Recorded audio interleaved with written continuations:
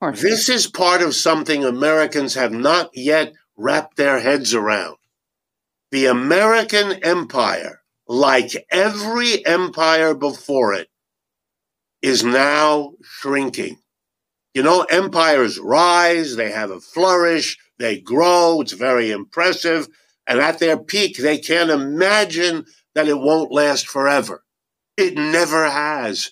Every empire, the Greek, the Roman, the Persian, the Turkish, you'll fill in the blank.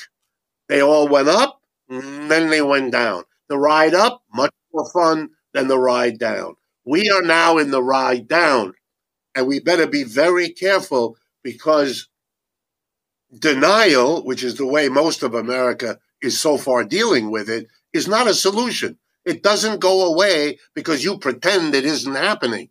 The dollar's decline is a literal barometer week in and week out of what we're seeing. The failure in Ukraine is another one. I mean, you've got to see we didn't win in Vietnam. We didn't win in Afghanistan. We didn't win in Iraq. You can dance around it 20 different ways, but it is the truth. This is not an argument about who's the good guys and the bad guys. I'm just explaining we are not facing a decline that is underway and that is showing us its face if only we're willing to see it. And we could have a, quote, decent soft landing. Empires do not have to go out in a horrible explosion. They can decline. Britain, not that they're a model, but after trying twice to stop the United States in the War of Independence and again the War of 1812, the British figured out we can't do this militarily, and they came to terms with their decline and being replaced by the American empire. I don't know what's coming next. I don't know whether the Chinese will be the next empire or whether it'll be handled in a multinational way, and there's some evidence in both directions. But the United States is not able to do what it did. And one of the greatest mistakes empires in the past have made is overreaching when they can't do that anymore. And my fear is we're at a very delicate point in that process, hampered by a denial of what's going on that periodically frightens me. So if our politicians could get out of the state of denial and face reality, what would that look like? What would this soft landing that you just described look like? They would have to sit down at this point, either with China or with China and what we call the BRICS, this group of nations that are really working well together, China, India, Brazil, South Africa, Russia. I left out Russia, right. And there's a dozen other countries that have applied. So they're going to become much, much bigger in the next 12 to 24 months. You'd have to sit down with them and work out a live and let live arrangement. You know, the world needs a lot of things produced. Americans can produce some of them.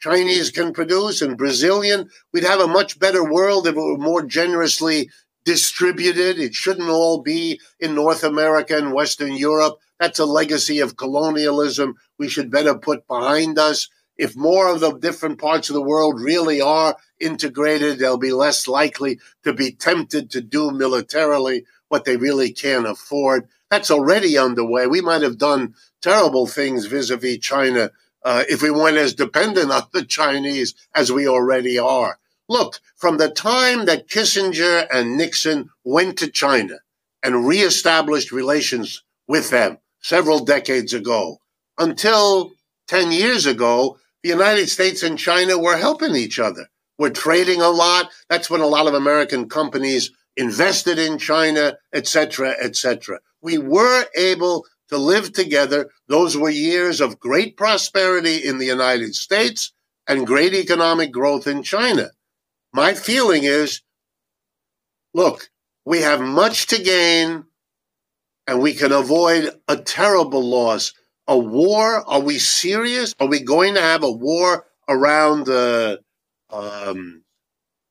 Taiwan, in China, in the South China Sea, at the same time that we're fighting a war in Europe? Really? With countries that all have nuclear weapons. This is crazy. We can't afford to do it, and we ought to stop trying. The wealth of the United States is a great incentive for other countries to meet us halfway.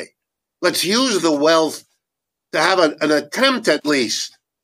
Even if we fail, it's worth the effort to try to do this rather than the saber rattling that's scaring everybody in the world and not bringing the United States out of its decline. Its decline continues. You rattle your sword against Russia and China. The situation of the United States has not gotten better. The United States is more isolated now than it was 5 years ago. Russia is not the pariah nation that the United States and Western Europe would like to claim it to be. I'm not arguing whether it's right or wrong. Sure. I'm not it's not a moral argument. Or any of that. What I'm saying is, let's be honest and look at the situation the way it is. We are fighting to the last Ukrainian, and I don't think that's a smart move. So let's start with a proverb from Scotland. You know, the people from Scotland are called the Scottish. Yes. An empty purse is a sore temptation. So this Scottish proverb, simply yet profound, hints at a deeper truth about the nature of decline, whether for a single individual or for a nation. When resources dwindle and economic security wanes, the temptations for division, scapegoating, and radical change becomes all too real. These sentiments resonate deeply with the contemporary state of America today, where a palpable sense of decline is felt across various communities and is analyzed by scholars from different perspectives. We have a Marxist economist by the name Richard D. Wolff. He argues against capitalism, and we know that the United States of America is a capitalist nation. Richard D. Wolff is one who is a pro-Marxist or a pro-communist, right? So the insights of this man, Richard D. Wolff, along with the lived experiences of different communities of America, particularly the Black Americans, when we bring them in togetherness, we form a powerful powerful force that is contributing to the perceived notion of the falling of America as a nation. This is a collection of the lived experiences of Black Americans. So I want us to listen to the perspectives of these specific individuals, what they say about the decline of America. I shall get back by the end of the video, of course, where we shall also have a deep critical analysis. Let's dive in. Is the American empire collapsing? Yes, it is. The question, the key question for everyone to be asking themselves, especially those in leadership, is how fast? And then the second question is, how do we arrest it to a certain extent? You can't stop it. It's impossible. But you can arrest it, and you can build a glide slope down which the empire slides, if you will, because there are equals in the world now. China, of course, is one of them. With nuclear weapons, you must say that Russia is one of them. And India comes very close to being one of them. It's a multipolar world now. You can't have a hegemon that is all things to all people 24/7. We cannot afford to allow Africa to industrialize and start producing manufactures. Okay, so we will do everything to stop that. The job of many Western academics is to convince Africans they have to keep doing what they're doing. Okay, and to show them it's your fault that you're poor. It's not our fault. It's your fault that you're poor. You know? So this is what we do in academic institutions. With very few exceptions, empires last about 250 years, and the United States is right on schedule. So according to John Glubb's theory, empires go through 6 stages over about 250 years. And looking back, he might just be right. The Arab Caliphate lasted about 250 years, the Mughal Empire about 240, the Dutch Golden Age around 220 years, the Habsburg Empire roughly 250, and the British Empire just over 250. The U.S. has followed Glove's 6 stages. It starts with the Age of Pioneers, followed by the Age of Conquest, Commerce, Affluence, Intellect, and finally, the Age of Decadence. America's Age of Pioneers from 1776 to 1850 was a time of energetic founding, idealism, revolutionary spirit, risk-taking, included the Declaration of Independence, the Constitution, Lewis and Clark's expeditions, amazing and exciting times for the new country. Then the Age of Conquest, when the empire expands, grows its military, and consolidates its borders. This had the tragic Indian Removal Act of 1830, the annexation of Texas, the Mexican-American War, the California Gold Rush, and the Spanish-American War in 1898. Then the Age of Commerce from 1890s to 1945, when trade, infrastructure, and industry boom. This is the American Industrial Revolution, the Transcontinental Railroad, the Roaring Twenties. President Coolidge said in 1925, quote, "The chief business of the American people is business." That was followed by the Age of Affluence, 1945 through the 1970s, a time of mass prosperity, rising consumption with the GI Bill, suburban housing boom, rapid growth of the middle class, consumer culture, the rising consumption, and a wonderful time of optimism, especially if you were white. This was followed by the Age of the Intellect, with rapid innovation, intense public debate, and ideological splintering. In the US, it was Silicon Valley, computers, the internet, AI, and culture wars. And finally, the Age of Decadence, from about 2000 to today. This is the end time of unsustainable debt, materialism, bureaucracy, the loss of civic virtue, and military overreach. The US debt is currently at $36 trillion, trust in government at 22%. The US population is in 2 hostile camps. The American president attacks other countries with no consultation. The US military is on the US streets, arresting US citizens. People disappear in unmarked cars by unidentified masked agents of the government. If Glove's theory looks like it's right on schedule, it is. The question isn't will the US fall, it's how many years or months does it have left. Join us at culturalperspective.com for more global and historical insights. This be like us is over. This be like us or become like us is over. And that's what the Americans cannot understand. They still believe that they have to lead the world. It must be led by the Americans. And the reason they can't see it and they are in denial is that it's going down. Not the US as a state or a society, but as an empire. And all empires go down. There's no empire that has existed forever.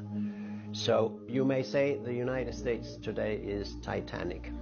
The West is sitting as restaurants in Titanic, and the water is coming up around the windows. Now, instead of then reaching out and say, okay, our time is over, we will be one among many and we will cooperate with you, what they do is they insist on one thing, and that is to dominate by means of deception, untruths, narratives, and secondly, militarism. I would like to predict at this occasion, United States will go the same way as the Soviet Union because it is militarizing itself to death. The Americans don't do diplomacy anymore. They send weapons. They pour in weapons because that's what they are best at. But no country can survive with just being strong in one sense, for instance, militarily.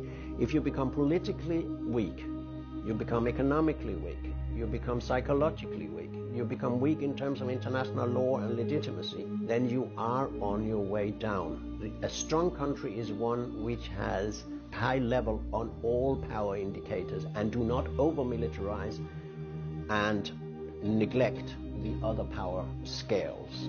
The United States has, you can say, a MIMAC, military, industrial, media, academic complex. These are elites who have common interests with each other, such as producing weapons, selling weapons, using weapons, destroying countries, rebuilding countries again. But they do not have any common interest with the people in their countries. They're outside democratic control, and who said that? President Dwight D. Eisenhower in 1961 or 2, or whenever he made his farewell speech. It's a very famous speech by a man who was a general himself, who said the United States has developed a military-industrial complex. He didn't call it MIMAC as I do. And we need to put it under control to remain a democracy. What is undermined very, very clearly now is pluralist open media and our democracy in the West, because everything is now geared to warfare and militarism. More, more, more. There's nobody who stops to think. There's nobody who stops to think about the long-term consequences of pouring in weapons and never solving the conflicts. You just look at what goes on now in Israel. The country that has so much weaponry already, had nuclear weapons, have had a special agreement with weapons with the United States, $5 billion a year, I don't know for how many years. What is the first reaction in Washington? We must transfer even more weapons to Israel. This is a sick society. It's a sick way of thinking. And of course, this whole thing has to do with, as I said before, the dream, the unrealistic dream or illusion that if we can get rid of Russia as an opponent, and we have created that opponent ourselves because they have never invaded a NATO country, they hope that they can concentrate all NATO's resources on a Cold War or, God forbid, a hot war against China. You just go to NATO's homepage and you look at the threat perception. NATO is now characterized to be something like a church.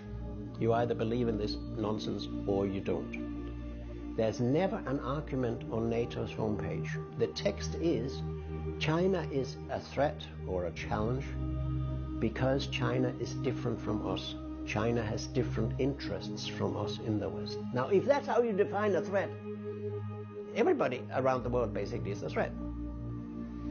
So the whole thing is a military-industrial complex lives from finding enemies, because if you don't have enemies, or say you have enemies, or appoint somebody, or make enemies, you can't legitimate your own arms development, and the military-industrial media academic complex will fall apart. So that's why the moment we get rid of that military-industrial media academic complex, we can begin to talk to each other as human beings. So the long story short here, I think, is that I wouldn't trust that the... Before we proceed... Is this America's collapse? It's not accidental, it's engineered. The introduction. Truth they don't want you to see. The biggest mistake people are making now is assuming that the movement is about authoritarian power, and it's not. What we're witnessing is something far more dangerous, a death cult in control of the most powerful government in the world. This isn't about ruling, it's about annihilation. Trump and his enablers aren't consolidating power to govern. They are burning the system down on purpose. The economy, healthcare, democracy, the courts, every pillar of stability is under targeted destruction. This isn't incompetence or greed. This is intentional sabotage driven by an apocalyptic belief system that sees a collapse of civilization as divine mission. And yet the people who backed this movement, who carried it, defended it, fought for it, are being discarded. The narcissistic discard, the final phase of their usefulness. The people who thought they were part of the plan, the ones who stood by Trump. The working class, the Latinos for Trump, the black for Trump, the conservatives, the veterans. They are waking up to a brutal realization. They were never meant to be saved. The benefits they relied on, gone. The veteran support they promised, gutted. The economy they trusted him to protect, collapsing. The legal protections they took for granted, shredded. They believed they were equals in the system, and they weren't. They were just tools to be used and discarded the moment they were no longer needed. This is how narcissists operate. And now they are left in disbelief, begging for an explanation, refusing to accept that they were betrayed. Meanwhile, our side, the ones who saw this coming, are making a fatal mistake. All across social media, people mock them with the hashtag FAFO, F around and find out. They laugh at their pain. They celebrate their suffering. But the truth is, we need those people. We need them to wake up, because their destruction is our destruction. We don't win if this is divided. The death cult's endgame. The four horsemen in motion. But why call it a death cult? Because this isn't just about political power. It's about religious prophecy. At the core of this movement is something called the Seven Mountain Mandate.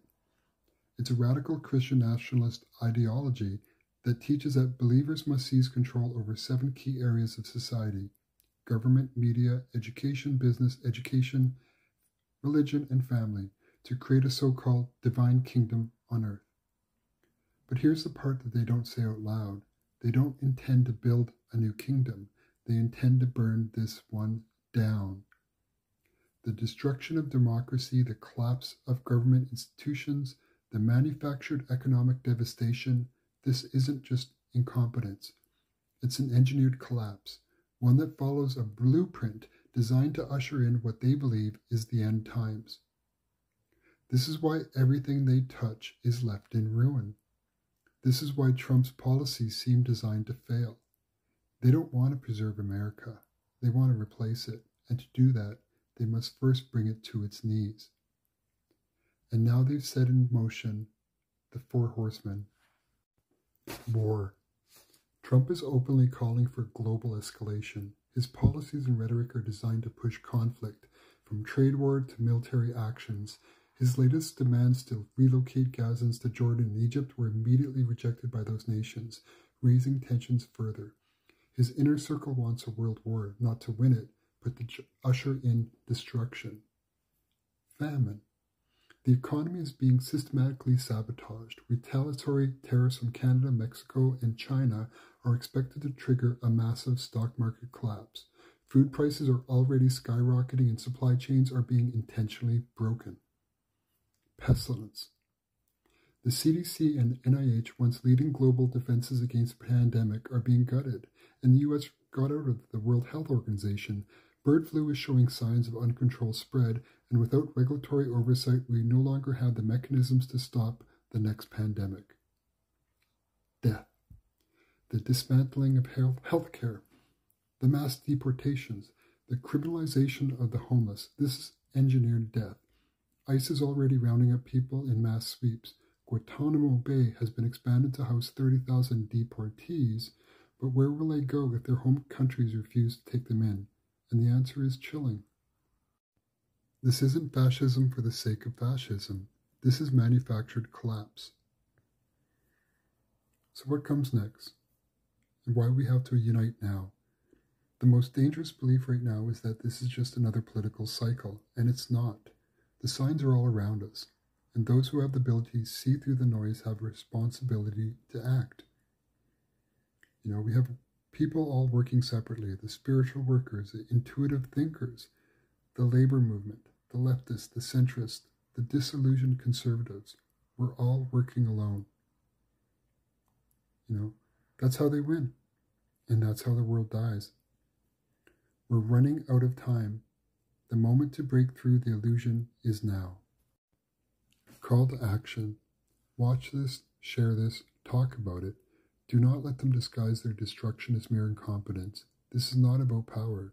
This is about the end game and the end time. I love how this country and also the world is completely falling apart right now, and we're still just going about our business like nothing is wrong. The stock market is in a complete free fall, which is sending shockwaves around the world where other countries' markets are failing. We've lost over $3 trillion in the stock market in a matter of days. Meanwhile, the federal government has the audacity to give me a credit score. We have U.S. warships in the Middle East getting ready for what seems to be an inevitable attack from Iran against Israel going down any minute now. A new jobs report showed that we're at 4.3% unemployment. People are applying to thousands of jobs and nobody is hearing back. And the jobs that do respond only want to give you $14 an hour and require a master's degree with 5 years of experience. Our current president is an old man with dementia who doesn't know if the smell is coming from his own pants or Pelosi's vodka breath. And our only 2 choices for president for the upcoming election are between a 78-year-old old dude with more legal issues that one can count and a cackling buffoon who is apparently unburdened by what has been. Our political divisions are so wide in this country that no one can get along. Nobody can afford basic necessities like groceries, gas, or even the places they live in. We are one nut hair away from World War III breaking out, and yet the only thing we seem to care about is pointless TikTok drama like Mr. Beast being canceled or influencer birthday parties. It kind of makes you wonder, when exactly is this lid just gonna pop off? Because if I'm being completely honest here, it's kind of hard to remain optimistic about of a bright future when it doesn't really feel like the future is even something that we're going to get to experience. All these articles keep coming out saying things like birth rates keep falling at unprecedented levels in the United States. It's like, well, no shit. Nobody wants to have babies anymore because we can't afford to take care of ourselves these days, let alone another little human being that you have to raise and feed and clothe. Not to mention the way the world is going and the indoctrination going on in our ridiculous public education school system doesn't really seem like a great selling point for us younger adults to be like, hey guys, life's good. Pull off those rubbers and start launching that baby batter out there. The sad truth is that millennials and Gen Z, we've become all too self-aware that this world is absolutely fucked. I mean, is there any hope or possibility that things are going to get better? Every day we turn on the news and it's another breaking, historically significant issue that we have to live through. So are we to believe that despite the unending list of absolute bullshit that is the world right now, that one day things are just going to be fine again? Like, think about it. Does anyone honestly believe that one day we are going to wake up and hear something like, breaking news, rent is now affordable again, or breaking news, a new law has been signed to stop corporate greed, allowing for employees to make the proper amount of money at their jobs in order to be able to afford the cost of living, or breaking news, U.S. politicians actually have to start working for the people to better their lives instead of making themselves richer? Those things almost sound mythological when you consider just how bad life has gotten. And what's worrisome is the fact that maybe, just maybe, we're inevitably heading to some sort of a hardcore factory reset, that society may be too far gone at this point, and the only thing that will fix it, or at least put us onto a better path, might be some type of cataclysmic conclusion. I certainly don't want that to happen, but it's not looking too good right now. And I think the most depressing thing about this whole situation is that the younger generations, millennials and Gen Z, we actually have the capacity to bring about positive, beneficial change that would allow for a world where everyone can afford to live in it.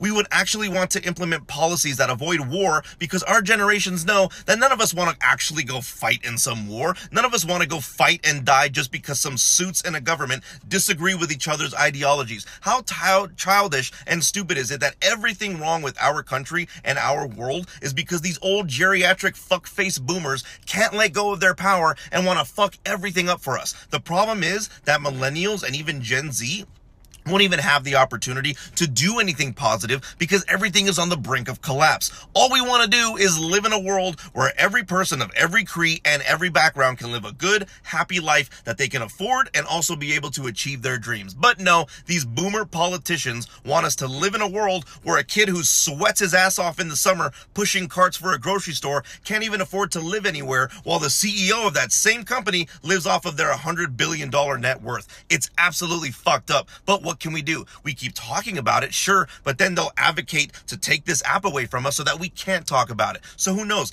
I'd say to keep remaining positive, keep believing that one day we can make it right and that one day we can live good lives. But at this point, I just don't know anymore. It's a very hopeless way to look at life. At this point, all we can do is pray that these sick and twisted fucks don't blow up the world before they all eventually just die off and give us the opportunity to make things right. One could only hope. I think America's in a lot of trouble.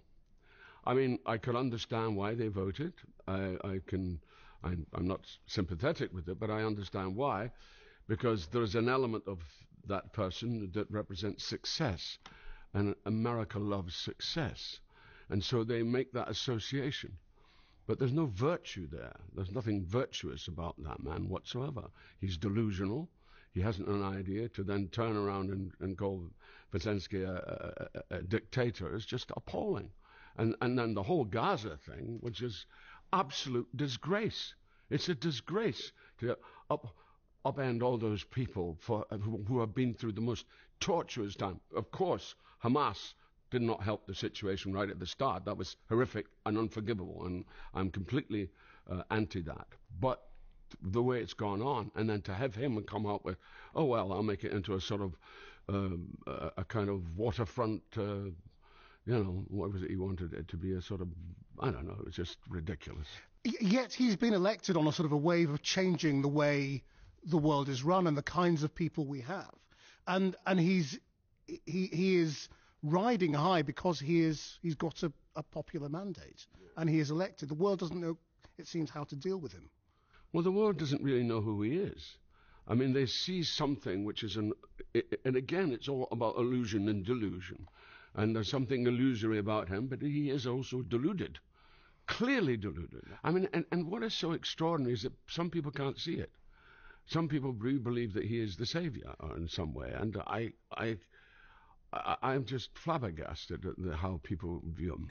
We are watching the downfall of America. And the reality is, there is usually not like a single event that happens that can be pinpointed as the beginning. And by the way, when we say the downfall of America, no one really knows what that's going to look like. She's right. A nation doesn't just fall from a single moment. It falls from a collection of moments that happen over generation after generation. And when it comes to America collapsing, we don't know what it's going to look like. But I have some guesses. Today I would like to read you a sneak peek. America did not collapse. It crumbled. Nor did it crumble quickly. The crumbling occurred so slowly that no date could be attributed to the beginning of the end, nor to the ending itself. It happened over decades, generations. The nation slowly fell alongside the pages of the calendar, the leaves from the trees. It was a process as natural as the passing of time. And Francis Smith, the future heir of the Smith Empire, watched this crumbling occur through the floor-to-ceiling windows of his New York City penthouse, located on the 67th floor, which provided him with an unobstructed panoramic view of Central Park. But by the time Francis and his wife Eleanor and their 3 kids inherited the penthouse, along with the rest of the Smith Empire, Central Park had become a symbol of America's decay. Every inch of the once beautiful park was covered with tents and wooden huts and broken down trucks and rusty trailers and the men and women who called these decrepit things home. And it made Francis sick. After all, his ancestors had worked incredibly hard to purchase this penthouse on the 67th floor. And one of the major reasons they were willing to spend so much of their hard-earned money to buy it was because of the beautiful view it provided of Central Park. And yet, in just a few short decades, the park, the view, and the value of the property itself had been entirely ruined. Yes, oh yes, it made Francis sick. But it wasn't only Central Park that had been ruined by the increased number of New York City vagrants and rejects. And it wasn't only the value of his penthouse that they had lowered. It was every other aspect of the city, and every business in it. It was an epidemic that the city was unable to get under control, nor the rest of the nation. These people overflowed into the streets, down alleyways, across bridges, and into every borough of New York City. Everywhere Francis went, he was bombarded by beggars. "Please, sir, please, do you have any food? Are you hiring? Sir, I am willing to do anything. My son, sir, he needs some new shoes. Do you happen to have $1 you could spare?" Their tents were everywhere, entirely unavoidable, along with the violence that accompanied the culture of the impure and impoverished. Broken glass from smashed-up windows spread across sidewalks and glimmered beneath the ever-dimming streetlights overhead as these good-for-nothing stole what they are incapable of earning on their own. And many times, as a result of walking those dangerous streets, Francis' shoes would get nicked or scratched, and he would have to throw them away and replace them with new shoes fresh off the assembly line of his nearest factory. There was a constant state of fear in his workers' eyes. They feared that, if Francis was to let them go, they too would have no choice but to become one of the derelicts on the streets. Francis saw this fear. He could smell it, and he used it to drain every ounce of productivity from them. Many days he would just prowl the floors, the boardrooms, the cubicles, the hallways, letting his presence convey threats that needed to not be uttered. After all, Francis Smith had an empire that he needed to keep in power. If you would like to hear the rest of this story or any stories like it, my book, The Crumbling of a Nation and Other Stories, is currently on sale in the TikTok shop. I'm also on, Phrase ideological subversion. What do they mean by it? Ideological subversion is the slow process, which we call either ideological subversion or active measures, активные мероприятия in the language of the KGB, or psychological warfare.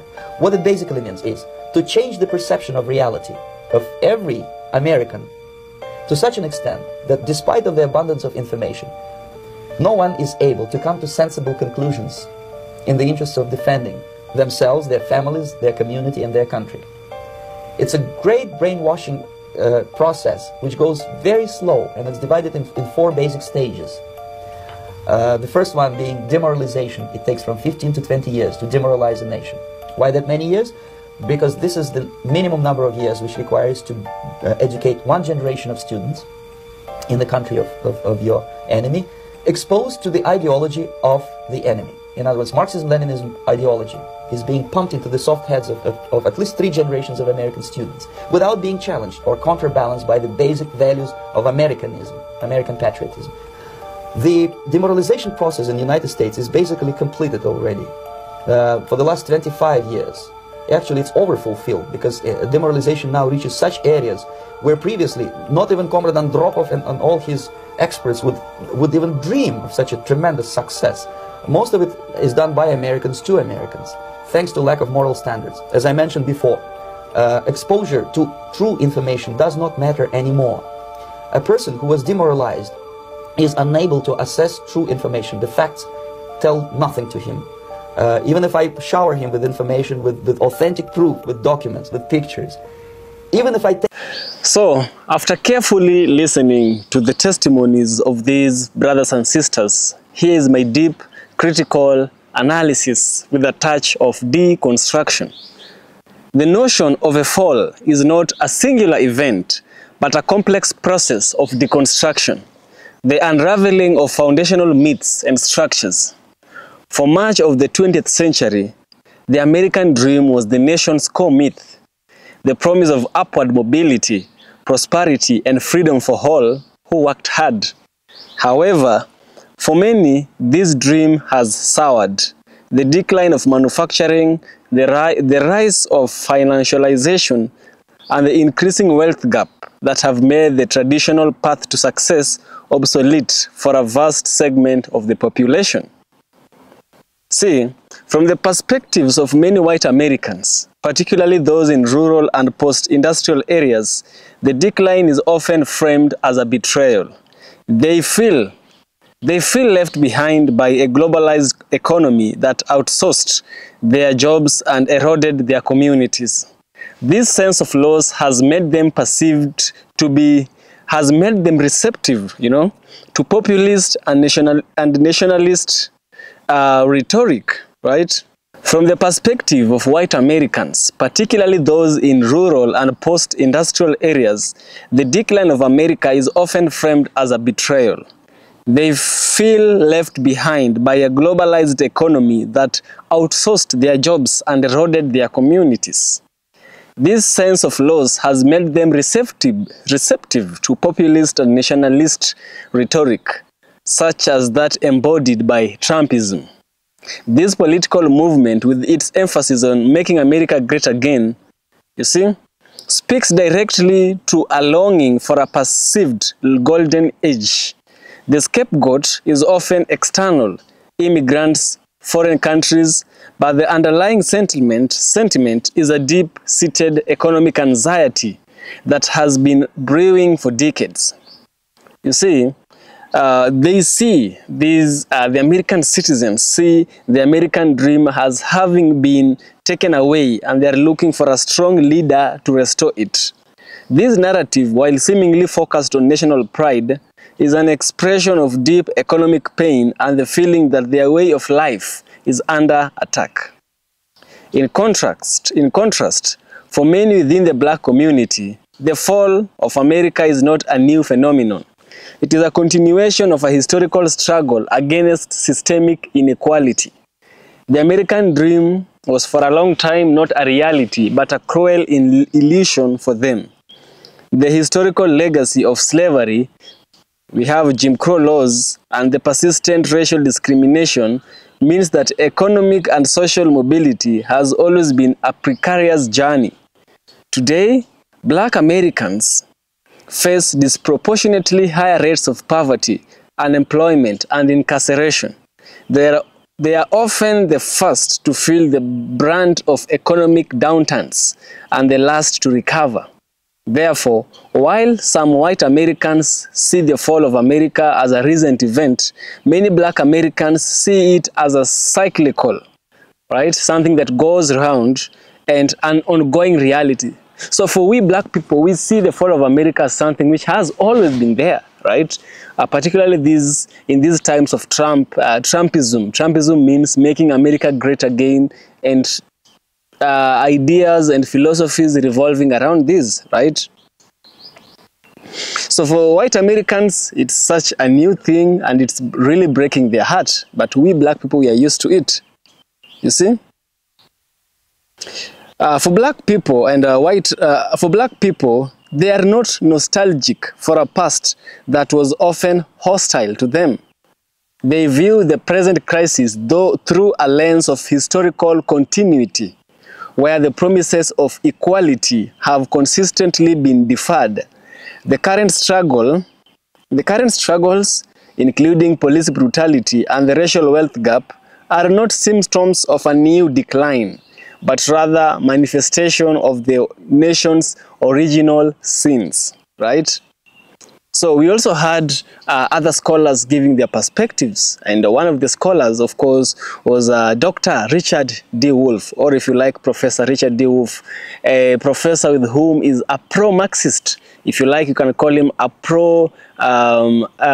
pro-communist, because he really advocates for communism, because he believes communism is the right setup, is the right economic setup for the United States of America. You see, Professor Richard D. Wolff is a prominent Marxist economist, as I told you. He provides a crucial framework for understanding these different perspectives. The professor argues that the perceived fall of America is not a political or a cultural issue, but a fundamental failure of the capitalist state itself. You see, Wolff contends that capitalism in its current form is a system that inherently generates inequality and instability. The professor points to the way corporations have increasingly prioritized profits over people, moving production to lower wage countries and using technology to replace workers. This process, the professor argues, has created a massive, resentful working class, both white and black, who feel powerless and disenfranchised, right? Dr. Richard D. Wolff sees Trumpism, or making America great again, as a direct byproduct of these capitalist crises. He suggests that Donald Trump, rather than being an aberration, is a system of a failing system.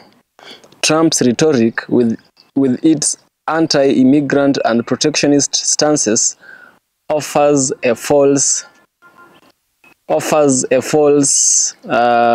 solution to a systemic problem. He blames external factors for the economic pain that, according to Wolff, is internally generated by the capitalist structure. Trump's promise to bring back jobs resonates with the working class that has hollowed out. But Richard D. Wolff would argue that these jobs are not coming back under the same system. The core issue is the structure of production and distribution itself, which enriches a few at the top while leaving the majority behind. Wolff's analysis is particularly powerful in explaining the different responses of white and black communities. He notes that while both are suffering, both white and black and the minorities in America, of course, while they both suffer from the same economic system, the historical and racial context leads them to interpret their sufferings differently. Many white workers, unaware of the systemic critique, latch onto the populist narrative that scapegoats immigrants and foreign trade. Meanwhile, black Americans, having been historically marginalized, are more skeptical of such a narrative and often see through it, recognizing that the problems are deeper and more structural. They see that blaming others for the decline does not address the fundamental inequalities that have always existed in America. You see? Also, we have something to do with the present situation, a shared crisis and different realities. Today, the deconstruction of the American myth is undeniable. We have cases such as the COVID-19, which exposed and exacerbated existing inequalities, with black communities suffering disproportionately from the health and economic fallout. This has further highlighted the systemic failures that the professor Richard D. Wolff and others have been pointing out to, right? The wealth gap between the black people and the white Americans has widened, right? And the struggle for economic survival is more acute than ever. The recent surge in protest for racial justice, while focused on police brutality, is also a cry against a system that has consistently failed to provide equal opportunity. The present situation of black Americans serves as a powerful testament to the ongoing nature of America's fall. For them, the dream was always conditional, and the current crisis is a stark reminder of that fact. While a significant portion of white working class looks to Trumpism for a return to a bygone era, many in the black community are looking for a radical restructuring of the society itself. They understand that a return to a great past is neither desirable nor possible for them, and that the path forward requires addressing the foundational injustices that have always been a part of the American story. The different perspectives on America's decline are not just about opinion, they are about lived experiences, right? The empty purse, as the proverb suggested, is not just a sore temptation. It is a condition that reveals the deepest fractures within the fabric of a nation, right? So America is falling. America is not just falling because Richard D. Wolff has said so. No. America is not falling because white are crying so. No. You see, every empire falls and no empire lasts forever. And this is the case of the United States of America. Yes. Guys, if you find value in what I do, be sure to subscribe. It helps me bring more valuable content to you. Be sure to subscribe. Support me on Patreon. I'll surely appreciate, and see you in the next one.